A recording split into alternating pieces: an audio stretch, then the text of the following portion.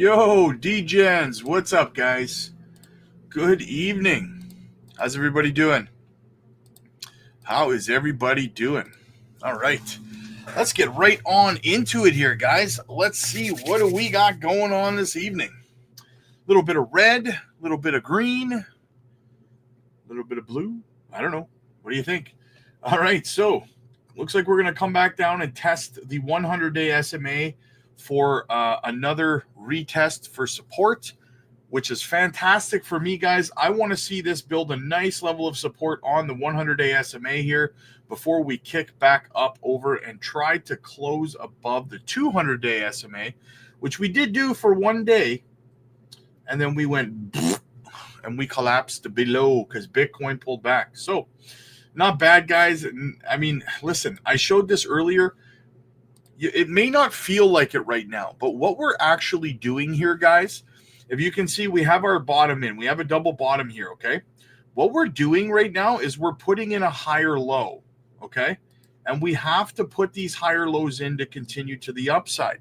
It's called building support levels, right? So you'll notice over on Bitcoin, we'll go over and look at Bitcoin. I will show you a pattern, okay? Now, if we come over here to Bitcoin, have a look. What did we do on Bitcoin to continue these big moves, right? Well, we had our low. We double bottomed right here, right? Double bottom right here. And then we set, what did we do? We set a higher low. Then we set a higher low. Then we set a higher low, right? Higher low. That's what you have to do, guys, to continue working your way upwards. And what are we doing right now on Bitcoin, right? We're setting in a higher low, right? We're likely going to, what I think we're going to do right here where we are is I think we're going to do something like this, guys. I think this is what we're going to do, something like that, similar to what we did here. We started to kind of build a little bit of a bull flag, but we didn't, right? But I think we're probably going to set somewhat of a bull flag. We may ping pong here, right? We may ping pong here a little bit, and then, then it's to the upside, right? But I think that's kind of what we're doing here, which is fine with me. But anyway, the point of it was, guys, look at higher, double bottom, higher low, higher low, higher low, higher low, right? You come back over to JASMY again. What are we doing, right? We're putting in a higher low, which is what we have to do, right? So it may not feel super bullish right now, but I promise you, in 2 weeks, 3 weeks, when we are like over 4 cents, 5 cents climbing upwards, you're going to feel pretty differently about putting this higher low in. I promise you that, right? So, but yeah, just so you guys know, as I always say, I'm not ignoring the chat. I will get to the chat the second half of the stream. First half of the stream, we get through the news. Second half, we get to the chat. So put your questions, comments, and concerns into the chat. I will get to them eventually in the second half of the stream. So yeah, so be patient. I will get to them. Let's go have a look over at the crypto bubbles, guys. See what's going on around the market. Boom, XRP still having itself one hell of a good day. It's up 70 cents. 70 cents for XRP. Very nice. I would like to see some consolidation around that 70 cent level for XRP. I know that 71 to 73 cent level on the way down was a significant level of support and resistance. So I'm hoping that it can act as that again, build up some base levels of support at 71 to 73 cents, and then continue up, setting those higher lows in place as well. JASMY down 12.6% today, guys. Keeps bouncing above and below $1 billion market cap, but the volume is huge, guys. 310.80 million. Remember a few weeks ago when we were down around like that $42 million volume level, and I was like, guys, we need more volume in the market. Yeah, now we're starting to see it, right? And as a result, we're starting to see some price action. And if we go to the broader market, guys, XLM Wagami Games are having fantastic days today. FET, guys, FET is a good entry point right here. It really is, down 18.4%. Tectum. Crow had itself a massive week, 142% up for Crow, guys. Fantastic project. Might not be a bad idea to either scoop some up or find like if you're trying to top your bags off or find an entry point. Proppy, guys, I talked about Proppy this morning. Proppy is one of these projects. If you're over on the Patreon, you're going to be well aware of this as we move forward. When we're in the next bear market, projects like Proppy are going to be projects we're going to be doing a lot of deep dives into and accumulation of, okay? Because they're going to be big in the future, in my opinion. So in the next bull run. And I also have a brand new narrative, a brand new niche that's coming into crypto, coming into the next bull market. And I'm very, very excited about it. I think it's going to be huge. And we're going to be talking about that over on the Patreon as well, guys. So get over there. You are definitely missing out on opportunity. Absolutely. Looking across the broader market, though, guys, like things look good. Things look good. It's a good DC opportunity or a good day to just hodl, right? So, all right, let's get into some of the news. See what's going on out there. We got some videos, but I want to get into a couple of things before we get into the videos, guys. CyberTrust. We know CyberTrust, partner of JASMY. CyberTrust is the company that utilizes Jangshin's technology inside the My Number card, which is being integrated into the Apple iPhones, right? So CyberTrust, JASMY's partner on the iTrust identity verification system, will be exhibiting its latest IoT technology at Edge Tech 2024. Big things coming, guys, and they use JASMY's technology. Very, very bullish. And to continue on with that narrative of JASMY's technology, check this out, guys. Panasonic. So Panasonic, the Panasonic Group aims to provide value as a company that understands people's lives by leveraging data to support the changing life stages of customers and their families while exploring the opportunity of Johanna membership is one of the initiatives towards achieving the goal. So the membership supporting mental well-being relief from hassle. I wonder what company they deal with to handle this. That's right. JASMY. You're absolutely right. Jangshin's technology. We got some mega bullish news here. If you are an HBAR fan, Canary Capital, the ones who just filed an XRP spot ETF application a couple of weeks ago, has officially filed an S1 filing with the SEC to launch an HBAR ETF. So very, very big news for the HBAR community. All right, now Squawk Box. We got Brian Armstrong over on Squawk Box. He is the CEO of Coinbase. There's about 100 things I want to ask you, but let's just start with what's happening in crypto post this election. And maybe it's the same question I asked of Vlad earlier.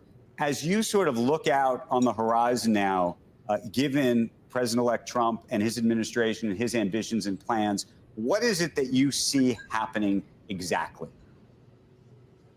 Yeah, well, good to see you, Andrew. I mean, one of the most exciting things about this new Congress, which is the most pro-crypto Congress ever, is that I think we finally have a chance to get some regulatory clarity in the U.S. about some of these big open issues that, you know, frankly, under Gary Gensler, we just haven't gotten any clarity for a long time. So which of these assets are commodities, which of them are securities? That requires the SEC and the CFTC to come together and collaborate on rulemaking, or to have Congress really step in and pass new legislation. So there's an opportunity to do that. The FIT 21 bill, which passed with strong bipartisan support in the House earlier this year, it's now making its way through the Senate. And with any luck, we'll get that passed through the Senate and make it to the president's desk here, either in the lame duck or early in the Trump administration.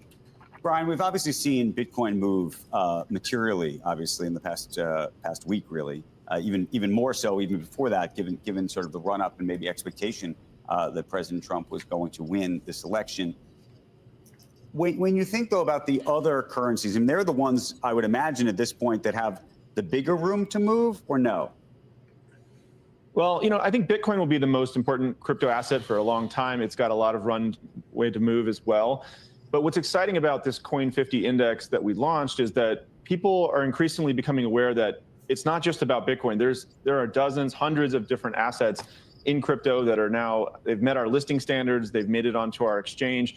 And actually, there's thousands of these being created every day, believe it or not. And so some of these are, they're, coins like Ton and WorldCoin, which are being used in emerging markets. There's things like in the DeFi space, like Uniswap, that people want exposure to, or the things that are layer 2 solutions are being built on top of, like Optimism. And I think we're eventually going to get to a world where there's millions of these tokens. Every project, every individual, every meme on the internet is going to have one of these. And of course, every company, when they want to raise money, as we get regulatory clarity around securities and have a clear path for that, they should be issuing these coins as well. And so increasingly, people are going to want broad market exposure to crypto. It's going to be the next version of the stock market, but it's also the next version of the internet. And so that's why it's so important for us to have launched this canonical market index, Coin 50, for people who want exposure to the broad market of crypto, not just one asset.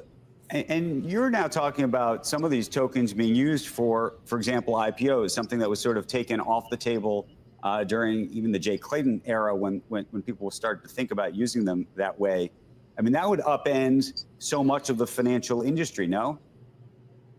Well, I think it's important that crypto is really just a technology to update the financial system writ large. And one of the areas in the financial system that could be improved dramatically, I think, is capital formation. There's lots of different people, they're trying to build an apartment complex, they're trying to start their next tech startup. They want to raise money from investors. And today there's instances where people are trying to raise money for their real estate project, whatever, and they're paying 11% in financing fees to various organizations to package that together. And so that's just one more area on a long list that crypto could update the financial system. Now, those are going to be securities, right? So we need to have a clear path for people to register crypto securities. There's disclosures to figure out. There's, how do you make sure that these are accredited investors when they need that? And so we, along with the rest of the crypto industry, are working on ways to do that. For the last 4 years, we've been, really the door's just been shut in our face. Any kind of productive conversation about how to make that happen in a trusted and compliant way, they've just been totally unwilling to engage in that conversation. And so it's really the dawn of a new crypto era with this election that just happened, because it's the most pro-crypto Congress ever. We had 268 pro-crypto candidates elected to the House. All 9 new senators that got elected had either an A or a B rating on standwithcrypto.org. And of course, in the White House with President Trump, there's a full-throated endorsement of crypto. And so we couldn't be in a better position to finally get some clarity and start to rebuild the crypto industry in America again. And piggybacking off of that, guys, if you are a fan of Quant, just so you're aware, shout out to my brother Max once again. Quant, breaking news, Coinbase has launched a crypto index known as Coin 50, which he was just talking about. And you can hold Quant directly through there. They have listed Quant on there as well. So very, very bullish stuff for Quant fans, guys. And Quant is a fantastic project, in my opinion. So absolutely. Now, continuing on with the narrative of the new administration, XRP, and the SEC. XRP news, Trump's win in 2016 led to the SEC chair's resignation. Will Gary Gensler follow suit? Bitcoin, the world's largest cryptocurrency, surged to new highs following Donald Trump's victory in the U.S. presidential election. The price of Bitcoin topped 75,000 in the aftermath of the result. Trump's election win has sparked widespread speculation about the stance on cryptocurrency regulation, especially regarding the U.S. SEC.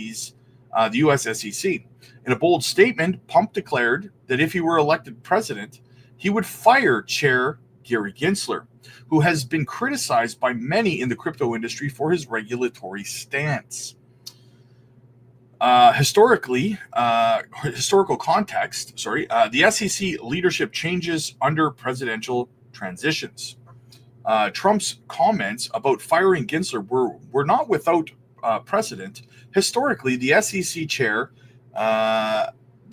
chairs have often resigned when the new president takes office. Attorney James Murphy, aka Meta Lawman, brought to attention the following details.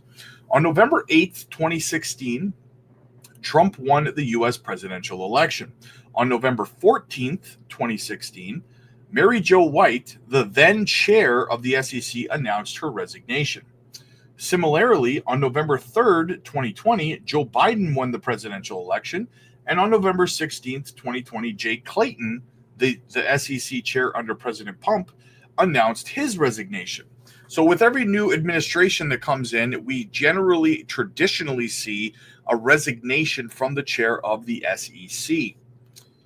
Now that Trump is potentially set to return to office in 2024, speculation, or 2025, I don't know why they put 2024.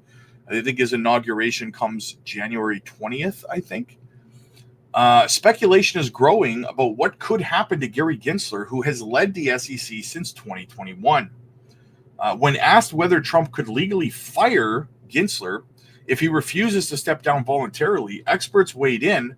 Although the U.S. Supreme Court has not directly ruled on this matter, there is a long-standing tradition that the SEC chair resign when the new president is elected. However, some legal scholars, including justices from the Supreme Court and publications like the Harvard Law Review and Yale Journal Regulation, believe the president has the authority to fire the SEC chair if necessary. As the election results settle, the crypto community is closely watching to see what actions Trump will take regarding the SEC and its future leadership. Currently, Ripple and SEC is gaining attention within the latest appeal process. I think that if there is a way that Donald Trump can fire Gensler, I think he'll find it, right? I don't think he likes Gary Gensler any more than the rest of us do, in my opinion. But all right, what else do we got? Check this out from Anthony Pompliano. Bitcoin is a global alarm system. What? It is purely coincidental that we have now another famous Italian-American watcher of these markets. Anthony Pompliano is his name, the founder and CEO of Professional Capital. Anthony, great to see you. Absolutely. Thanks so much for having me. You heard maybe a little bit what Kenny was saying. The bull run runs on, but it may be not as robustly. What do you think? Well, I think there's two things that are happening with Bitcoin specifically. The first is we got a pro-Bitcoin president that's going into the White House. He explicitly campaigns saying that he's going to protect Bitcoin. He's going to protect the right of Bitcoiners to hold those assets. Bitcoin can still hold what it's doing. 100%. I mean, look, anytime that you have a president go into the White House, what they measure is what moves. And this president cares about the stock market. He cares about asset prices. And so if you think that we're going to put a president... He particularly likes Bitcoin, right? And that surprised a lot at folks, the degree to which he likes it, right? He loves Bitcoin. But he wouldn't be like someone who would, like many criticize Gensler at the SEC for doing everything he can to kill this thing in the crib. I think that actually not only does President Trump like Bitcoin, he holds Bitcoin. He also wants the United States to hold Bitcoin. And so he's going to put together this strategic reserve of Bitcoin, which will be incredibly important. I think it'll be a flag that he plants in the ground and says, hey, I promised I was going to do this, and I did in the first 100 days. Why is that a big deal? If you have a strategic reserve, you're building it, and by having to buy Bitcoin to have in it, right? So it furthers the demand. Well, central banks around the world, they hold gold, many other assets. Right. And so anytime that you can go and get the best store of value asset in Bitcoin, which it has been for the last 15 years, I think that's a good thing. The other thing that's happening is Bitcoin's price is increasing, and everyone says, hey, it's Wall Street FOMO, which definitely is playing into it. But I think that Bitcoin, right? But I think that Bitcoin is also a global alarm system. And what Bitcoin is telling us is, I'm calling the bluff of the politicians. If we go and look over the last 3 months, the politicians have added $850 billion to the national debt. And so at that same point, over that 3-month period, Bitcoin is up over 40%. And so right now we have a race between the national debt and Bitcoin. Who is going to reach the sky faster? Because Bitcoin is skyrocketing at the same pace that the national debt is skyrocketing. So do you buy the camp that says we're going to go to $100,000 a coin, which we're not that far right now, and that's less than a 20% jump to get there, but it is a wild run, right? Saying that Bitcoin's going to go to 100K used to be controversial. Now I think people pretty much think that for sure it's going to happen. The question is when. Now, what do you see for it beyond this year into next year? Timing is very difficult, but to kind of open people's eyes to what I think this asset's going to end up doing, Bitcoin will hit $1 million at some point in our lifetime. And it's partly because you have a finite supply asset and there's a lot of adoption that's coming and people buying it. If it's going to go to 1 million, that's a 10-fold jump, 11-fold jump. Yeah, which sounds insane, right? But if you remember, just in 2022, Bitcoin was at $17,000 and today it's at almost 90, right? And so you kind of get these massive moves in an asymmetric asset. And so you have a finite asset, adoption's increasing. But the other thing that's really important too is the dollar is going to be devalued. We've seen the dollar lose 25% of its purchasing power since 2020. And so as you get weaker and weaker dollars and you have a finite asset that everyone in the world is saying, hey, maybe I should own some of that, obviously the price is going to continue to run up. Okay, so you have to have the dollar to go down before Bitcoin continues going up. Can you have them both going in the same direction or no? I think Bitcoin is going up regardless of what the inflation rate is. Obviously, we see, BlackRock, Fidelity, many of these large financial institutions going and buying it. But the other piece that I think becomes really important is the inflationary environment that we are operating in. There's an entire generation of people, we do not believe the CPI number anymore. Right? They're saying that it's 2.4%, but people are looking at their grocery bills. They're looking at their daily expenses, and they're saying there's no way that prices are only going up 2.4%. And so there's got to be something. And I think what Donald Trump could do that would be very impactful for economic markets is if he came in and he overhauled the Bureau of Labor Statistics. The BLS and the way they collect data and the methodology they use to calculate these numbers is broken, and you can't make good decisions if you have bad data. And so we can actually get to what is the true inflation measurement that is going on in the U.S. economy. Then all of a sudden we can start making better monetary policy decisions. You young people are very jaded, very jaded. All right, very good seeing you, Anthony. I appreciate that. A good insight on these cryptocurrencies. I actually really love that quote from Pomp there. You can't make good decisions if you have bad data. That is a golden quote for crypto. Absolutely. I love it. I absolutely love that quote. That's fantastic. You can't make good decisions if you have bad data. All right, what else do we got, guys? What else do we got? We got lots. Lots. Trump aims to position the U.S.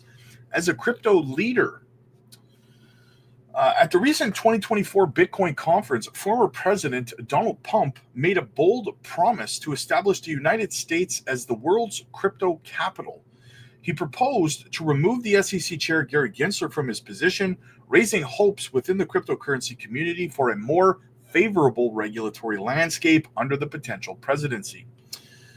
Ram, I'm not even going to try to say that last name, CEO of Lameda Wealth, shared insights on the Bits and Bips podcast, stating that the IPO market is becoming more acceptable.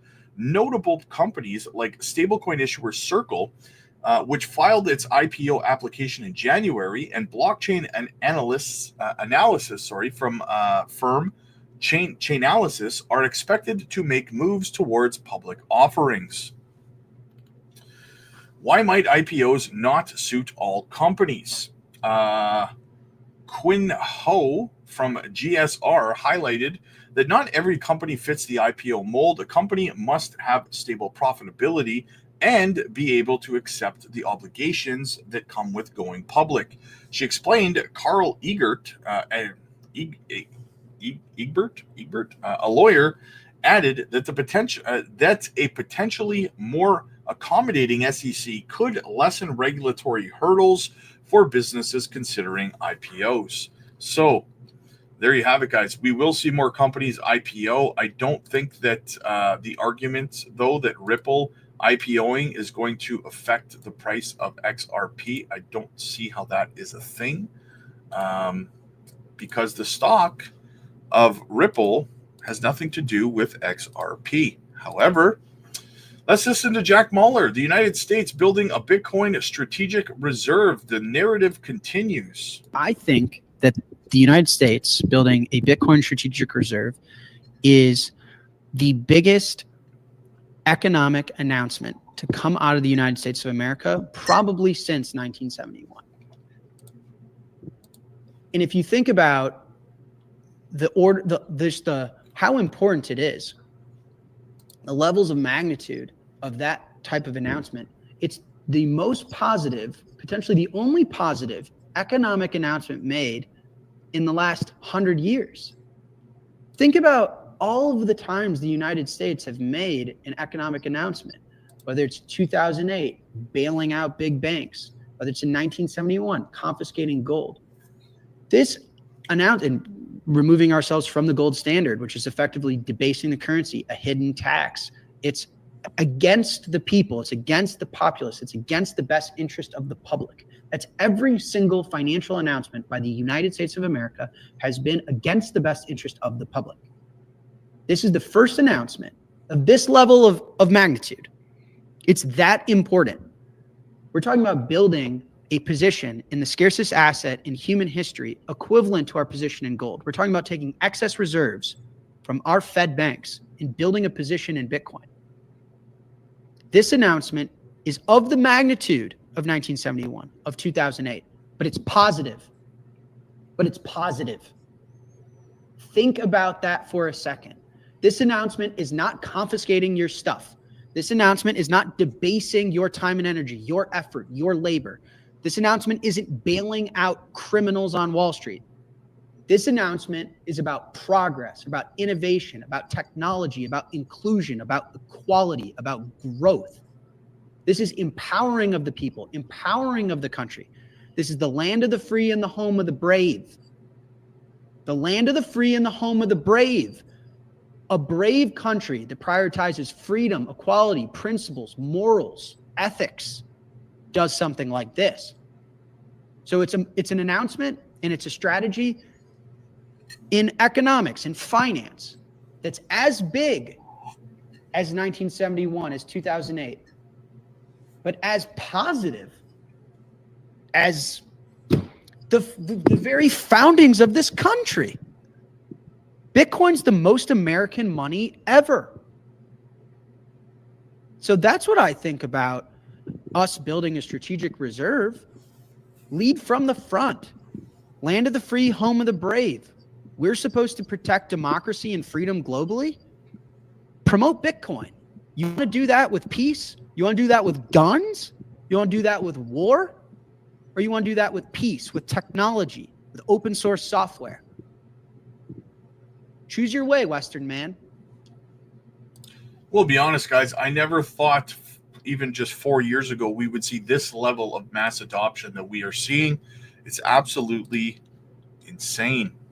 Lark Davis says, rumors are floating that some countries are planning to establish a strategic Bitcoin reserve. Once the U.S. introduces its Bitcoin reserve, it's going to start a digital arms race. Countries will try to accumulate as much BTC as they can.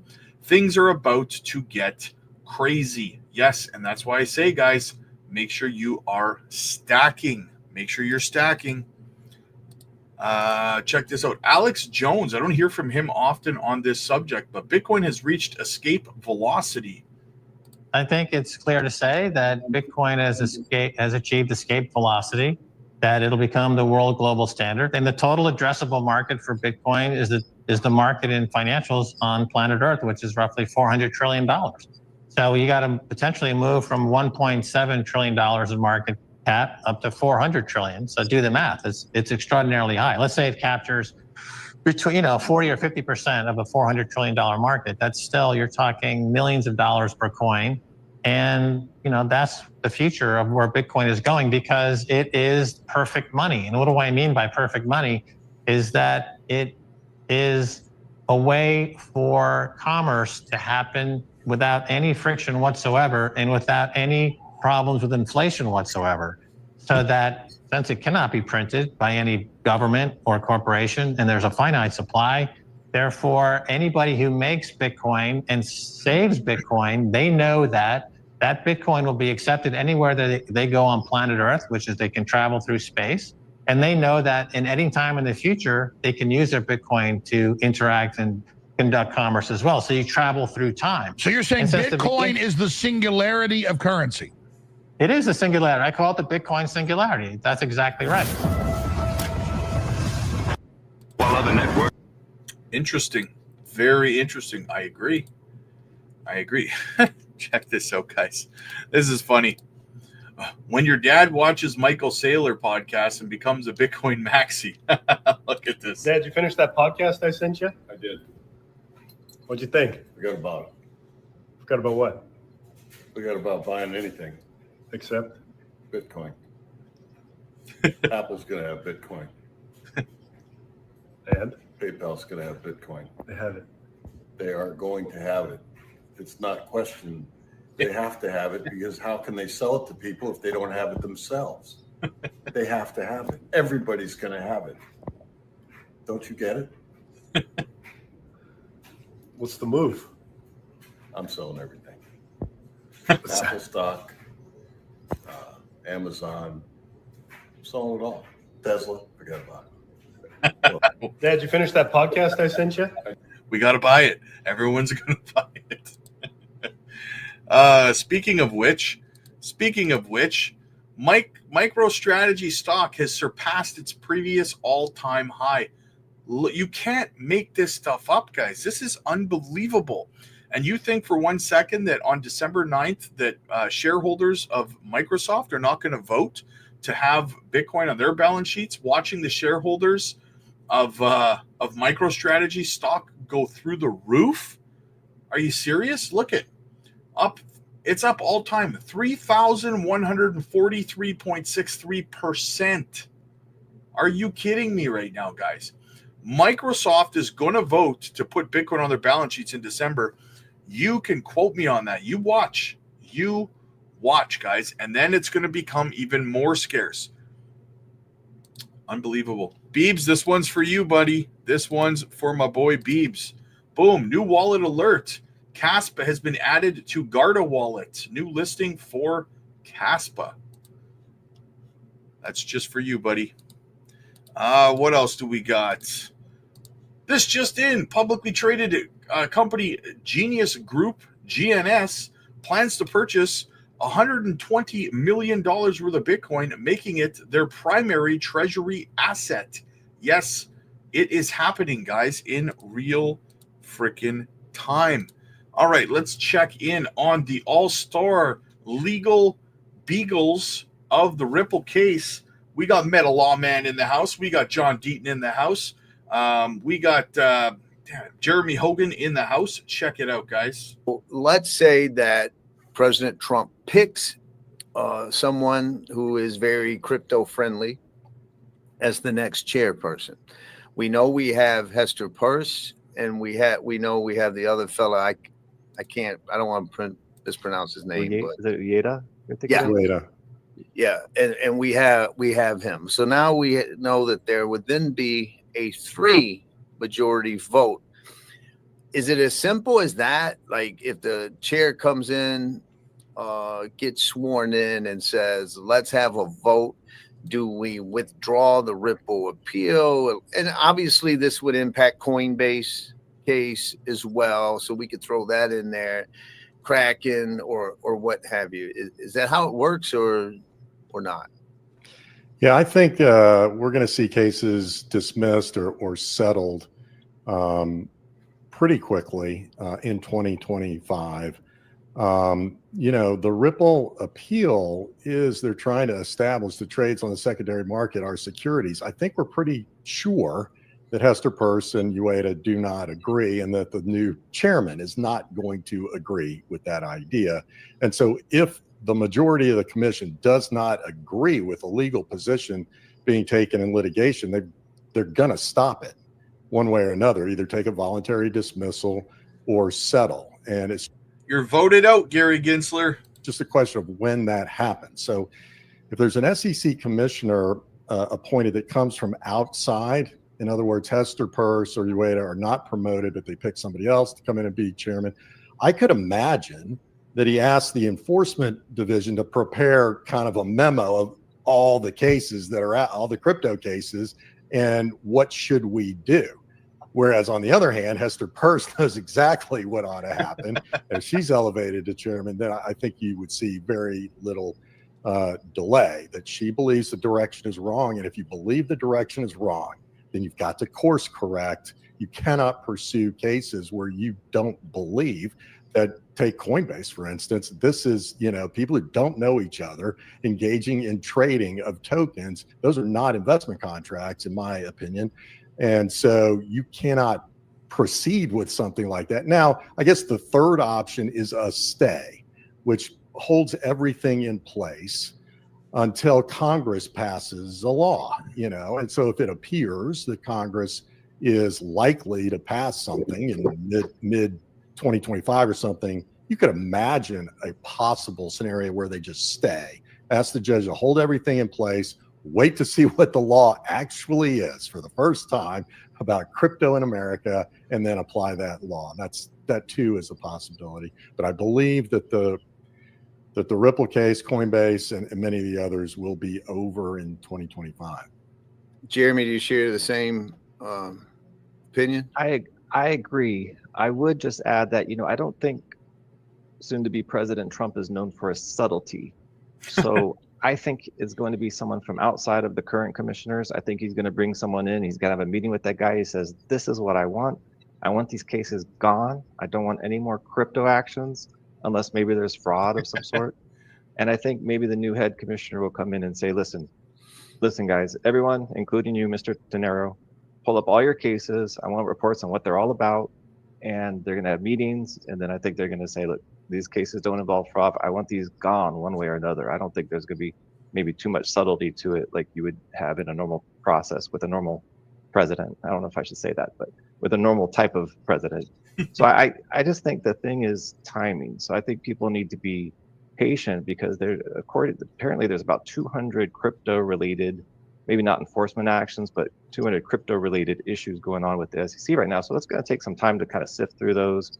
And then, it's not like you just go to Ripple and say, hey, Ripple, we're going to do this and that. We want you, this is going to take some negotiating because there's still some things that have to happen. Even to dismiss an appeal, you still need to file a motion to dismiss with the appellate court. And you're going to have Ripple sign off on it. So who knows? Ripple might say, no, we don't want to just dismiss these appeals. We want some of these issues taken care of before we dismiss. So there's still some things that are going to have to happen. So I think it can all be done before summer of next year, but I don't know how long that's going to take. The government moves slow. Trump's guy's going to come in, or girl's going to come in and clean house, baby. Clean house. Get rid of all these lawsuits. No more lawsuits coming into 2025. Bitcoin nears $90,000. Has Trump influence sparked the next rally? Following Donald Trump's election, Bitcoin has surged close to $90,000, igniting a historic rally driven by expectations of crypto-friendly policies. Trump's leadership has intensified investor interest in the crypto sector. Well, look at the hiccups. While other digital assets and mining stocks have joined the upward trend, Trump's vision for digital assets signals a potential shift in the regulatory landscape that could benefit the industry. Trump's election and Bitcoin's historic surge. Since Trump's election, Bitcoin has witnessed an unprecedented rally, approaching the $90,000 mark, one of its most impressive gains in recent memory, bolstered by optimism for pro-crypto policies under the new administration. Bitcoin's reached $89,637 during Asia's trading hours, marking a rise of over 25% since November 5th. This growth reflects increasing optimism for digital assets under Trump's leadership, with investors embracing the prospect of regulatory changes that could further support the sector. The pump trade boosts crypto markets. Bitcoin's rally aligns with impressive gains in Tesla shares, which have surged by more than 40% since the election. Investors are anticipating that Trump's policies will benefit sectors like crypto, with Nick Twiddale, chief marketing analyst at AFTX Global, describing the trends as a clear pump trade supporting the sector. He noted that demand for cryptocurrencies and related stocks could increase as Bitcoin approaches record highs, opening new growth opportunities. Pump's crypto vision, policies, and promises. Throughout his campaign, Pump's expressed strong support for digital assets, with ambitions to make the U.S. the crypto capital of the world and potentially create a national Bitcoin reserve. While these plans remain speculative, the mere possibility of such pro-crypto measures has spurred activity in speculative trading and mining. According to Matthew Dibb, Chief Investment Officer at Astronaut Capital, this could also drive international demand for Bitcoin as other countries look to compete with the U.S. Post-election crypto excitement. The post-election rally has extended beyond Bitcoin, benefiting smaller tokens like Ethereum and Dogecoin, as well as mining companies. Notably, Wall Street-based miner Riot Platforms rose by 17%, with Mara Holdings and CleanSpark following suit. MicroStrategy, a major Bitcoin investor, disclosed that it purchased $2 billion in Bitcoin between October 31st and November 10th, causing its shares to rise by 26%, a trend that continued in after-hours trading. Regulatory shifts on the horizon. Crypto markets are optimistic about the potential shifts towards a more crypto-friendly regulatory environment under Trump's administration. Speculation surrounding a possible SEC leadership change with a new head expected to adopt favorable policies. Pump's own venture, World Liberty Financial, further underscores his commitment to the crypto space. Justin Dehanthan, Asian Pacific head of business development at KeyRock, noted that these changes could make Bitcoin not only a high-value asset, but also a more stable and politically favored one. And not to outdo it here, guys, but the vice president-elect, J.D. Vance, also holds hundreds of thousands of dollars in Bitcoin himself. So when people say, yeah, but will they keep their word? Yeah, I think so, considering they're both invested financially in the asset class. And more bullish news. Italy is expected to reduce the crypto tax from a proposed 42% down to 28%. Moving to Italy, baby. Moving to Italy. We got a little bit from one of my sleeper picks in Mainnets. They say crypto market trends are heating up. The past month has seen explosive momentum across the crypto space, and Nets is riding the wave. With Bitcoin breaking records and increased adoption fueling excitement, it's clear we're entering a pivotal time. Ready to get in on the action? You can buy Nets on Bitmart, LBank, MEXC, and DigiFinex. Only a matter of time before they get more centralized exchange listings, in my opinion, guys. And to push the narrative even further, I talked about this morning, $725 billion in asset under management. Bernstein urges investors to add Bitcoin and crypto exposure as soon as possible. They are now officially urging retail investors to enter the space, guys. Are you paying attention? This is where retail starts to come in, okay? Now, a little bit here from Rect.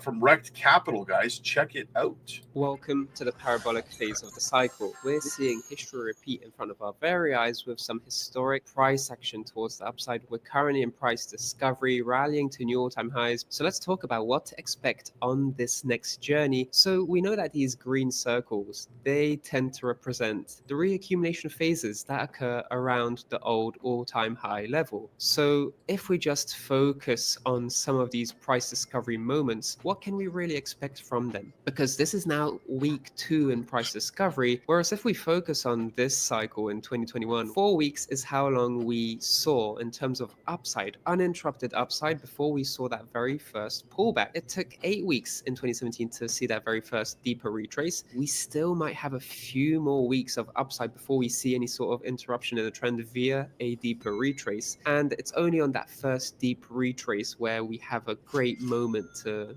dollar cost average on a discount. Welcome. That's what those are for, guys. So when you see a big retrace, that is what they're for dollar cost averaging, right? All right. And also from Yahoo Finance, we're about to open up the largest potential for corruption that our country has had since Andrew Jackson. Columbia University professor said when discussing Tesla CEO Elon Musk, who could serve in the government's new role in the Trump administration. Where do I begin? But you have to begin somewhere. So the first thing, Americans have been concerned about inflation. Actually, during the Biden administration, the inflation rate came down from the very high level that was a result of the pandemic and then the war in Ukraine. And it's come back to normal level, which is remarkable. Most economists didn't think it was going to happen so quickly, but it did. I was among those that argued that it was a supply side interruption, demand shifts associated with these events, and that it would come down. In some ways, I had more faith in the markets than the people in the markets did. So take that issue of inflation. Trump has promised, and remember, we can't be sure he's going to deliver on anything, because if you add up all the promises, they don't add up. But if he actually delivered on the 100% tariffs on Chinese goods, you think of all the apparel, appliances, all the things, iPhones, smartphones, all the things we buy that either buy directly from China or have a lot of Chinese inputs. That's inflationary, 100% tariff. And even if many firms move to other places like Mexico, and the reason they chose in China was because it was cheaper. So it will be inflationary. And then you start thinking of the inflationary spiral, the prices go up, workers will want more wages. And then you start thinking of what happens if others retaliate.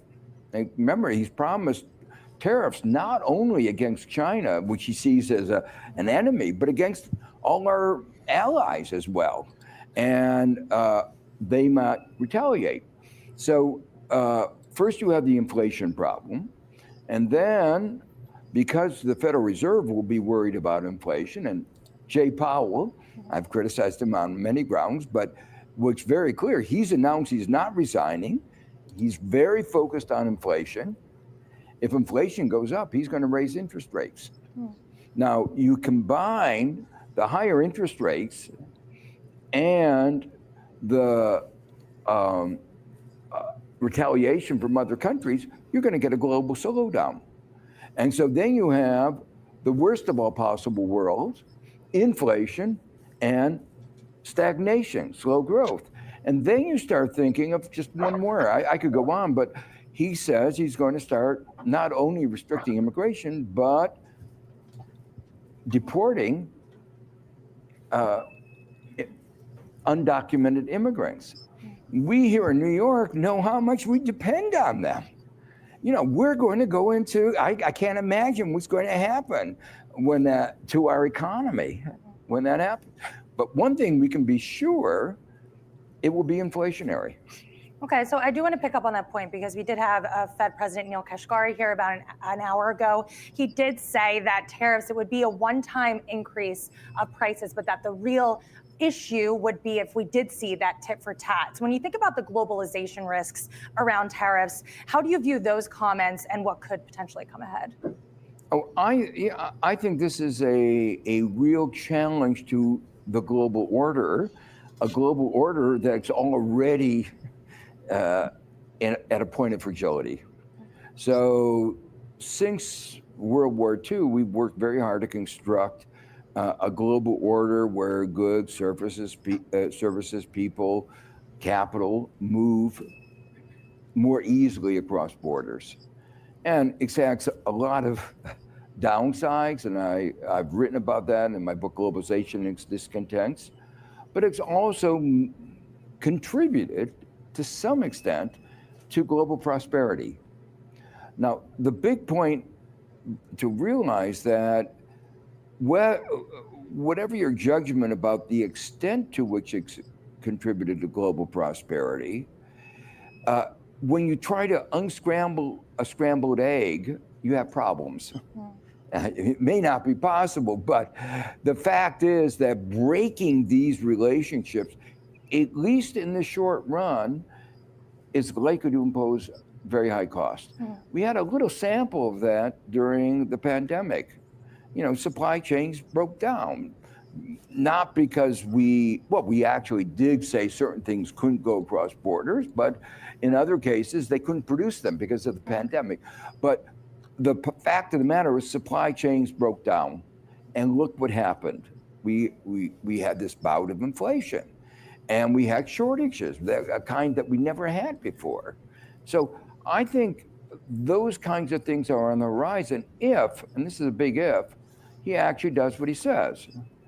Now, we saw from Trump the first term that there's often a difference between the bark and the bite.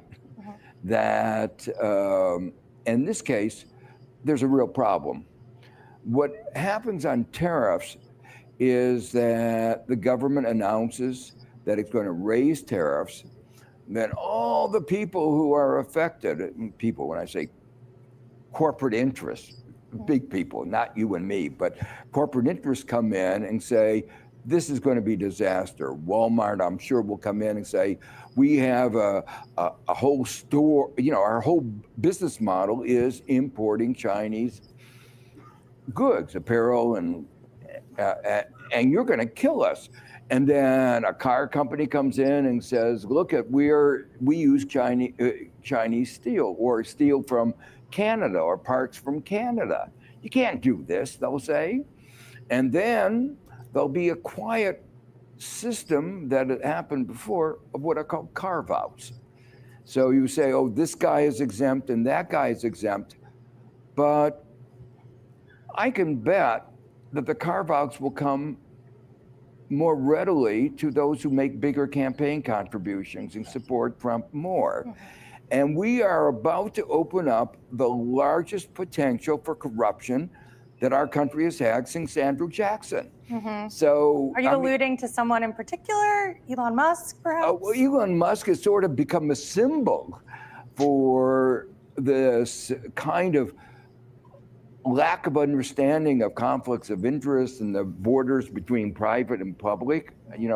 One thing going around the internet recently, he claims to be a libertarian. He forgets that Tesla only survived because of a $500 million loan from the U.S. government, where the U.S. government gave them a loan without taking any of the upside. And like they did when they lent money to Chrysler, they took some of the upside with what they call warrants. If they had done that, we, the taxpayers, would be much better off. But in the story that's going around Twitter feed and all, the social media, and I can't tell you whether it's true, is that he said to the Europeans, if you try to regulate Twitter in the way that you are, that's called the Digital Services Act, it's trying to stop all the digital harms, and they've had it in place now for a while. If you don't give us an exemption, we're going to withdraw from NATO. Now, can you imagine that? Saying, unless you serve my corporate interests, we're going to let Poland and all those countries be run over by Russia. Yeah, but you know what? Even if that's true, it's Elon Musk wouldn't be saying that for his own political interests. He'd be saying it in the defense of the freedom of speech. That's his whole thing. That's why he bought Twitter in the first place. That's why he fired 75% of the staff in the first place. So it's not for Elon Musk's political interests. It's in the name of freedom of speech globally, right? And we need freedom of speech globally, or we have nothing. If you don't have freedom of speech, you don't have freedom, period, right? Full stop. Anyway. All right, let's go back over to the Bitcoin chart. Working on that bull flag, guys. Working on that bull flag. Let's get into the chat, see what everybody's talking about here. Pluto Bollock, what's up, man? Is it time? John 316, what's up, man? Crow Nation, strong, absolutely. Jasmy Army, 100%. Holmes in the house, what's up, brother? Good to see you, man. As always, guys, please make sure you hit the like and subscribe to the channel. It definitely helps the channel grow. It means a lot, and we'd love to have you stick around as a part of our community as well, guys. Also, if you speaking of joining our community, if you need one-on-ones, guys, listen, it is time. It is time for the market to go parabolic. As you can see on your screen right now, Bitcoin is going parabolic. Altcoins will soon be joining it. If you don't have an exit plan, or if you don't know how you should be taking profits or when you should be taking profits, get over to our Patreon. The link is in the chat, guys. Join our community over there.